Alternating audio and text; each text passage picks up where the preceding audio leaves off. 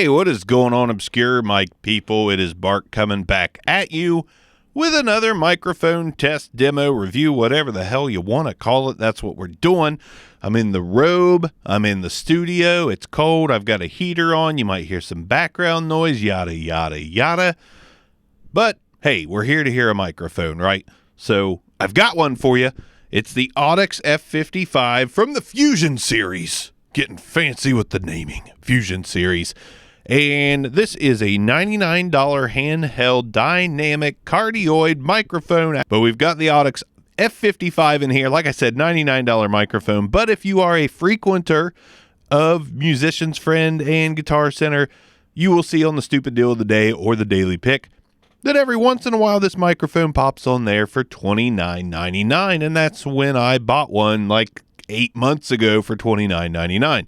I was excited to get a $100 mic for that because typically it does work out to be okay. There is a, what the hell is that brand name? It's the Alto AVD7 or something like that. That's usually also $100 and also goes on sale for 20 or 30 bucks. And that worked out pretty well for me. So I was excited to get in the Audix F55 because I thought, hey, 30 bucks. If it's a good microphone, it's a good microphone. Obviously, stating the obvious. Again, let's talk about this thing real quick. I'll show it to you up close. It is an all metal build. Got some good weight to it, and it feels really sturdy. I would say it's as sturdy feeling as an SM58. It has a very tough metal mesh grill, and I think it's going to stand the test of time. No bells or whistles, nothing like that. Bare bones dynamic microphone for all your general purpose needs. Now, let's throw some tests at it.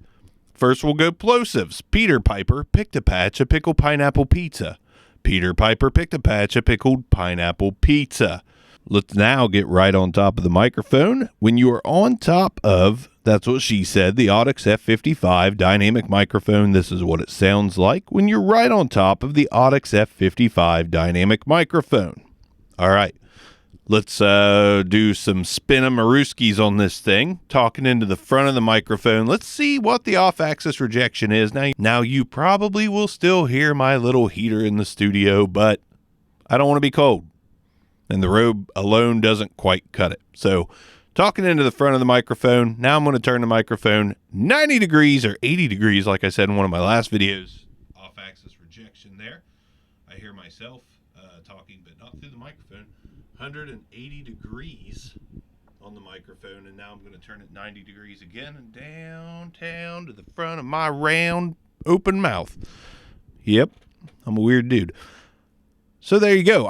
I found the off-axis rejection to be rather pleasing. Sounded pretty good.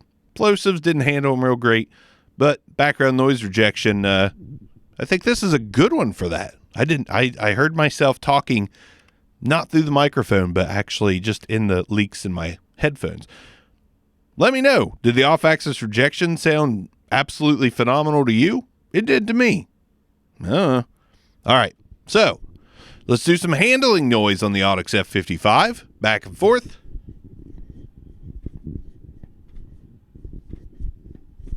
Not bad. Got a little bit of that tinny sound from maybe not the densest metal on the block, but overall pretty good there as well. Now, let's talk recommendations on this microphone. Sometimes the dynamic handhelds are the shortest videos because there's just not that much to talk about with them. I just want you to hear them. So, in my headphones at least, I think this has a pretty smooth, rich sound.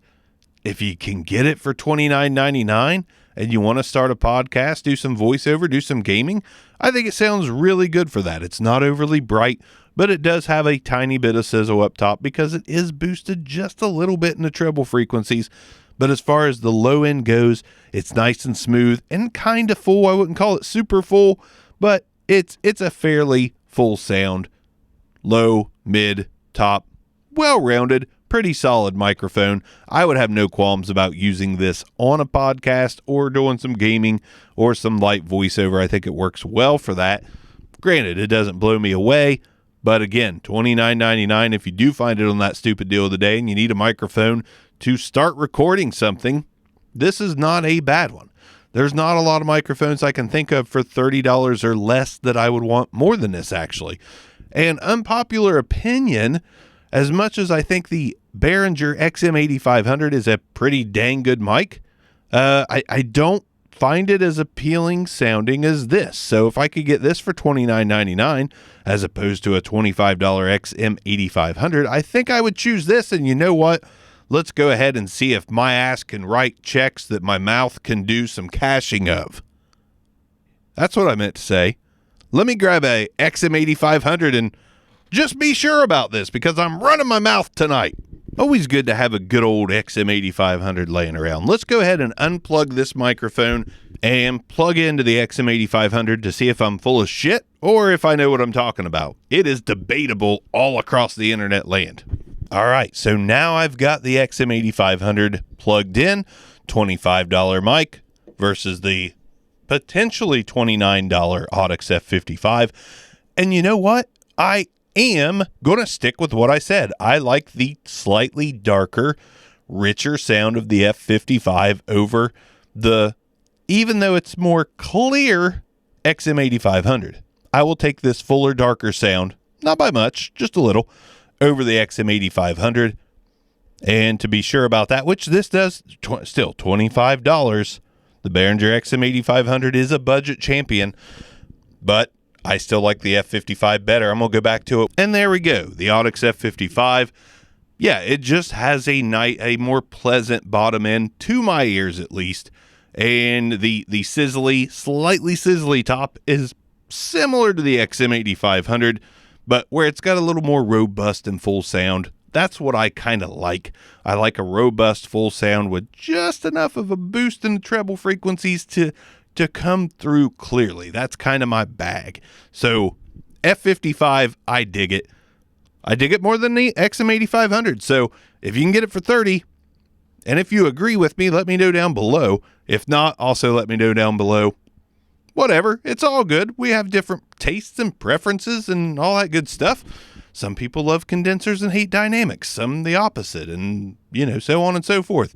Some people think the Rode Pod mic is the greatest thing ever. I personally think it's thin, tinny, and crappy and built really well.